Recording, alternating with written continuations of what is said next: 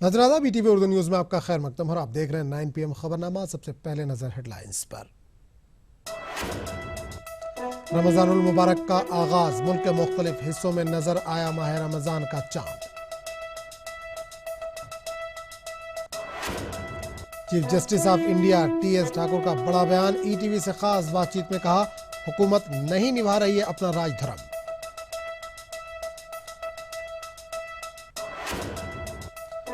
गुलबर्ग कत्लेआम मामले पर SIT की खुसूसी अदालत 9 जून को करेगी सजा का तयन। 24 मुजरिमीन को अदालत ने करार दिया था कसूरवार।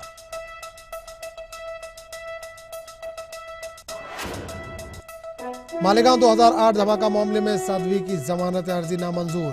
NIA की खुसूसी अदालत ने कहा, साध्वी के खिलाफ मौजूद है सबूत।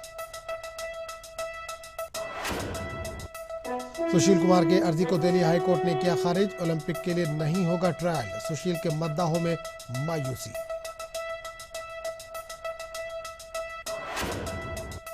और स्विट्जरलैंड दौरे की तकमील के बाद वजीर आजम नरेंद्र मोदी अमेरिका के लिए रवाना। स्विट्जरलैंड हुकूमत के साथ हुए कई मुआहदे।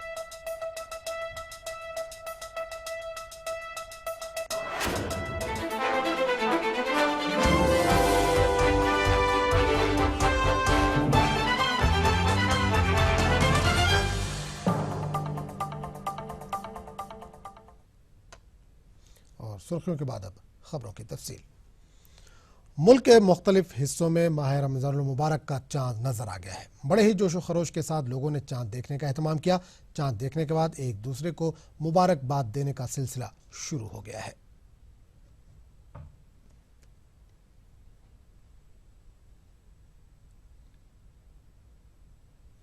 रूयत हिलाल कमेटी हैदराबाद ने भी चांद होने की तस्दीक कर दी है। मुबारक का चांद नज़र आ गया है।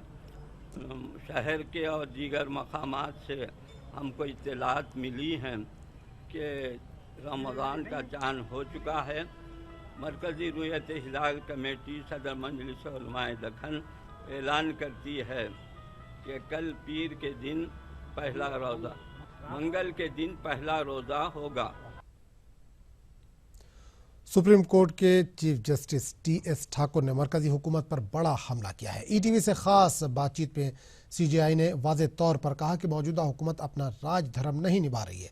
जस्टिस ठाकुर ने मरकजी वजीर मालियात अरुण जेटली को उस बयान पर भी जवाबी हमला किया जिसमें जेटली ने अदलिया पर सरकारी कामों में मुदाखलत का इल्ज़ाम लगाया था। CJI ने हुकूमत को नसीहत देते हुए कहा कि वो इल्ज़ामात लगाने के बजाय जिम्मेदारी के साथ अपना काम करे। CJI ने कहा कि लोग बड़ी उम्मीद के साथ इंसाफ के लिए आते हैं, लेकिन इन्हें इंसाफ मिलने में देरी होती है। हम भी बहुत खुश होंगे अगर हुकूमत इन तमाम इश्यूज़ को इफ़ेक्टिवली हैंडल करे, हमें मौका ही ना दे कुछ उस पर तनकीद करने का, उसके ऊपर क्रिटिसाइज़ करने का। तो जुडिशल इंटरफेरेंस जो है गवर्नमेंटल इश्यूज़ में कम से कम हो, वो डिपेंड करती है कि गवर्नमेंट जो है कितने इफ़ेक्टिवली और एफिशिएंटली अपना काम करती है। अगर वो एफिशिएंटली काम करें, सिंसियरली काम करें, तो कौन सी कोर्ट चाहेगी कि सब गवर्नमेंट के मामले में वो मुदाखलत करे। ये एक मजबूरी है कि सब एक कॉन्स्टिट्यूशनल ऑब्लिगेशन है कि अगर जो काम होना चाहिए, लोगों के राइट्स के सिलसिले में जो चीज़ें करी जानी चाहिए वो नहीं हो रही, तो फिर वैसी सूरत में हमें बीच में इंटरवीन करना पड़ता है। सर, एक आखिरी सवाल, चूँकि आपका निजी दौरा है, हम लोगों ने काफ़ी समय लिया। जिस तरीके से कोर्ट्स में, सुप्रीम कोर्ट की बात करें, हाई कोर्ट्स की बात करें, ट्रायल कोर्ट्स की बात करें, जिस ढंग से सर मामले बढ़े हैं, लोग मायूस होके हर एक छोटी छोटी बात, बड़ी बात, सब कोई भी किसी तरह की बात हो, वो कोर्ट के दरवाजे पर आके गुहार लगाते हैं। ये क्या माना जाए कि कहीं ना कहीं सिस्टम में कहीं कोई बहुत बड़ा कोई फ्लॉ आ गया है, और अगर आया है तो उसको किस ढंग से उस कमी को पूरी किया जा सकता है? आपकी क्या सर इस पर सलाह है? देखिए, ये कहा जाता है कि जो कोर्ट में मुकदमे आते हैं उसमें तकरीबन 85% केसेस जो हैं वो सरकार के ख़िलाफ़ होते हैं। तो एक आइडियल सिचुएशन तो ये होगी जबकि सिस्टम के अंदर कोई ऐसा मैकेनिज़्म हो जिसमें जिसको जितना मिलना चाहिए, जो हक बनता है, उसको दिया जाए बगैर उसको कोर्ट में जाने के मजबूर किए। कोर्ट में तो सिटीजन्स जाता है, शहरी तब जाता है जब मजबूर हो जाए, उसे इंसाफ नहीं मिल रहा। तो इसमें लिटिगेशन पॉलिसी सरकार की हो, जिसमें जिसका जो हक बनता हो उसे मिले। आप अगर देखेंगे तो हो सकता है 50% केसेस जो कोर्ट में आते हैं सरकार के खिलाफ, उनमें कुछ ना कुछ रिलीफ जो है सिटीज़न को मिलता है। 50% शायद ये भी देखा जाता है कि उनका हक नहीं बनता। लेकिन वो केस जिनमें कोर्ट आखिर में ये कहती है कि साहब ये शहरी सही कह रहा है, उनको अगर सरकार खुद ही रिलीफ दे देती तो उसको अदालत में आने की ज़रूरत नहीं पड़ती। चीफ जस्टिस ऑफ इंडिया के जरिए हुकूमत पर तल्ख तबसरे के बाद हुकूमत पर निशाना साधने वालों की तादाद में इजाफा हो गया है। खास तौर पर कांग्रेस को तो मुंह मांगी मुराद मिल गई है। कांग्रेस तर्जुमान शिल्पी अरोड़ा ने कहा कि इससे साफ हो गया है कि हुकूमत अपना काम सही ढंग से नहीं कर पा रही है। बहुत ज़रूरत है ये जानने की कि कोर्ट क्यों इंटरफेयर कर रहा है। कोर्ट इसलिए इंटरफेयर कर रहा है क्योंकि सरकारी मशीनरी पूरी तरह से काम ही नहीं कर रही है और जो उनका मशीनरी है, जो गवर्नमेंट मशीनरी है, उसका गलत इस्तेमाल करा जा रहा है। अरुण जेटली जी ने कहा कि कोर्ट इंटरफेयर ना करे, लेकिन जनता के पास और कोई रास्ता ही नहीं है। जब कोर्ट भी नहीं सुनेगा, अब चाहे उत्तराखंड का ही आप मुद्दा ले लें, इवेंचुअली कोर्ट की तरफ से ही हमें न्याय मिला, क्योंकि रातों रात जिस तरीके से राष्ट्रपति शासन इम्पोज किया गया, उससे पूरे प्रदेश में नहीं पूरे देश में बहुत खराब संदेश किया है। इकोनॉमी की हालत ये है, महंगाई बहुत बढ़ती जा रही है, लोग आत्महत्या कर रहे हैं, तो कोर्ट के अलावा और लोगों के पास कहीं और से न्याय की उम्मीद नहीं है। कोर्ट बिल्कुल ठीक काम कर रही है और कोर्ट के अलावा कहीं और से न्याय की उम्मीद कर ही नहीं जा सकती, चाहे वो सीट। खबरों का सिलसिला जारी रहेगा, लेकिन एक छोटे से वक्फे के बाद।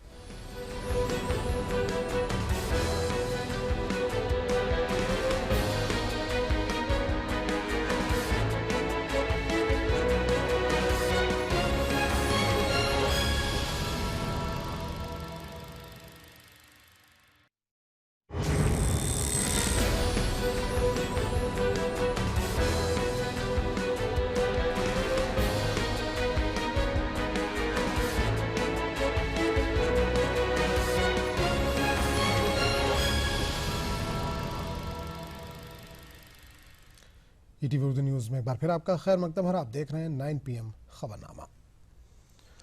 गुलबर्ग सोसाइटी कत्लेआम मामले पर आज अदालत में सुनवाई हुई। फरीकैन के बयानात को सुनने के बाद अदालत ने मुलजिमीन की सजा के फैसले को 9 जून तक के लिए मुलतवी कर दिया। 14 साल बाद भी मुतासरीन ने कहा कि इन्हें हिंदुस्तानी अदलिया पर एतमाद है, इन्हें जरूर इंसाफ मिलेगा।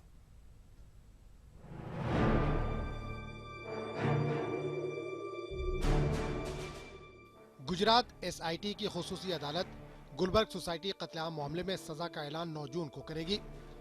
गुलबर्ग कत्लेआम मामले में कुल 66 लोगों को मुलजिम ठहराया गया था। इनमें से 24 को कसूरवार बताया गया, जबकि 36 मुलजिमों को बरी कर दिया गया।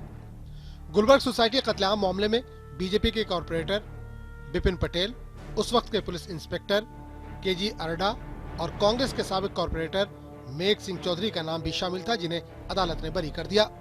सजा के लिए सुनने का था, पहले सीट को सुना गया, उसके बाद मुझे सुना गया और कोर्ट ने ये मैटर 9 तारीख को रखी है। और 436 जो है वो लाइफ इम्प्रिजनमेंट मैक्सिमम सजा है, तो उन्हीं को भी लाइफ इम्प्रिजनमेंट की सजा होनी चाहिए और उनकी हर एक सजा भी अलग अलग कंकरेंट नहीं होनी चाहिए, अलग अलग से भुगते, ऐसा ऑर्डर होना चाहिए, ताकि सभी सबको हमारे कहने के हिसाब से लाइफ इम्प्रिजनमेंट होना चाहिए और 302 के जो तोहमतदार हैं उनको टिल डेथ की सजा होनी चाहिए, ऐसा हमने कहा।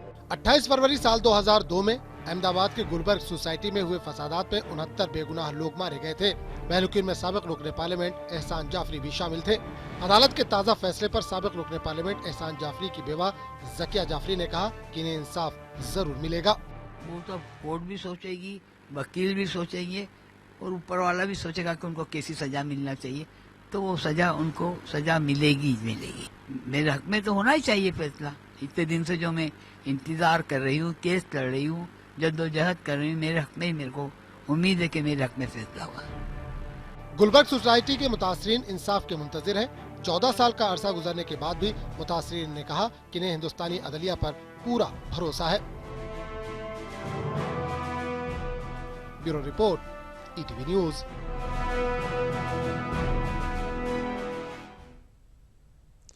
रियो ओलंपिक में शिरकत से कबल नरसिंह यादव से ट्रायल करवाने से मुताल्लिक सुशील कुमार की जानिब से दाखिल करदा दरख्वास्त को दिल्ली हाई कोर्ट ने मुस्तरद कर दिया। इंडियन ओलंपिक ने नरसिंह को रियो ओलंपिक रवाना करने का ऐलान किया है।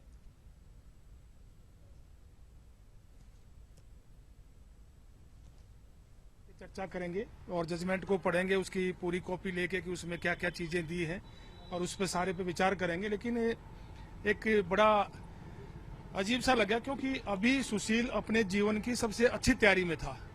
अभी वो उस पीक पे है कि जो उसने मतलब वो आज तक कभी भी मतलब उस लेवल पे नहीं पहुंचा था और एक देश के लिए मतलब ये मान के चल रहे थे क्योंकि सुशील ने देश को वो कुछ दिया है।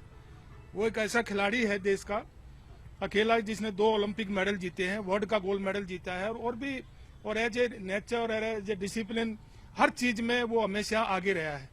लेकिन एक चीज जहां तक क्योंकि हाई कोर्ट ने भी वो बात फिर कुश्ती संघ पे छोड़ दी और उसी के लिए तो हम गए थे, उसी चीज के लिए तो हम गए थे कि एक ऐसा खिलाड़ी जिससे, और उसने ये तो नहीं बोला था कि भाई आप मुझे भेज दो, उसने ट्रायल में।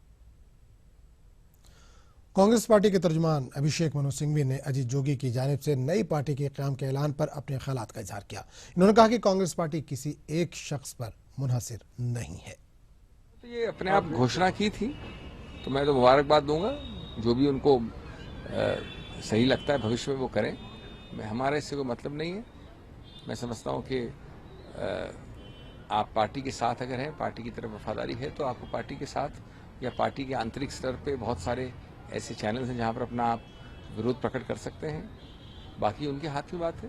कांग्रेस किसी एक बिंदु, एक व्यक्ति विशेष पे आधारित हो ये समझना गलत है। कांग्रेस की एक बहुत विशाल हैसियत है, कई लोग आए कई लोग गए, कांग्रेस उससे कम नहीं। खबरों का सिलसिला जारी रहेगा लेकिन एक छोटे से वक्फे के बाद।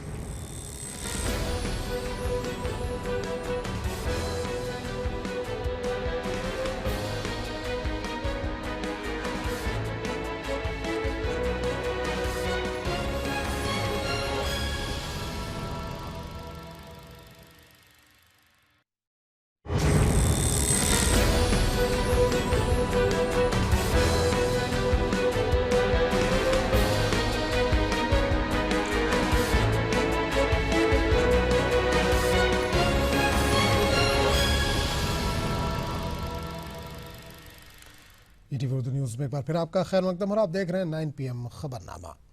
मुल्क के मुख्तलिफ हिस्सों में रमज़ान का चांद नजर आ गया। हमारे नुमाइंदे एहतशामुल हसन ने जामा मस्जिद दिल्ली के शाही इमाम सैयद अहमद बुखारी से बातचीत की। रुयत हिलाल कमेटी ने चांद देखने का ऐलान कर दिया। हमारे साथ मौजूद है सदर मरकजी रुयत हिलाल कमेटी सैयद अहमद बुखारी साहब। सर, क्या तरीका होता है कि कैसे अंदाज़ा करते हैं या फिर किस तरह से ये चांद देखा जाता है मुल्क भर में, क्योंकि अलग अलग स्टेट से आप मालूम करते हैं वहाँ कैसे लोग चांद देखते हैं, आंखों से देखते हैं या कोई मशीन या किसी टेक्नोलॉजी का इस्तेमाल करते हैं, कैसे? आमतौर से मुख्तलिफ शहरों में चांद देखने का इस्तेमाल किया जाता है और मुख्तलिफ सूबों में जो रुयत हिलाल कमेटी हैं वो इत्तेमाम करती हैं चांद देखने का, और जहाँ चांद हो जाता है फिर वो मरकजी रुयत हिलाल कमेटी को इत्तला करती हैं। हम भी मुख्तलिफ रियासतों में जो रुयत हिलाल कमेटी के जिम्मेदार हैं उनसे रब्ता कायम करते हैं और अगर कहीं चांद हो जाता है तो उनकी शहादतें वो ली जाती हैं। जैसे आज दिल्ली में चांद नज़र नहीं आया क्योंकि अबर था, लेकिन हिंदुस्तान के मुख्तलिफ सूबों में चांद नज़र आया, आम रुयत हुई है और उनसे शहादतें ली गईं, जिसकी बुनियाद पर मरकजी रुयत हिलाल कमेटी जामा मस्जिद की तरफ से मैंने ये ऐलान किया है कि इंशाअल्लाह कल 7 जून को रमज़ान की पहली तारीख होगी। नारायण सामी ने पुडुचेरी के वज़ीर आला की हैसियत से हलफ लिया। खुदा के नाम पर नारायण सामी ने हलफ लिया। गवर्नर किरण बेदी ने नारायण सामी को वज़ीर आला के ओहदे का हलफ दिलाया। वज़ीर आला के हमरा दीगर 5 वज़रा ने भी हलफ लिया। हलफ बर्दारी तकरीब में DMK लीडर स्टालिन के अलावा कांग्रेस लीडर मुकुल वासनिक और दीगर मौजूद थे, जबकि पुडुचेरी के साबिक़ वज़ीर आला रंगासामी ने हलफ बर्दारी तकरीब में शिरकत नहीं की।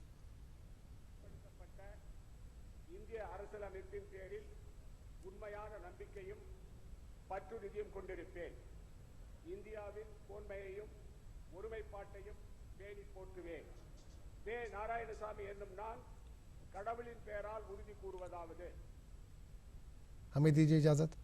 आदाब।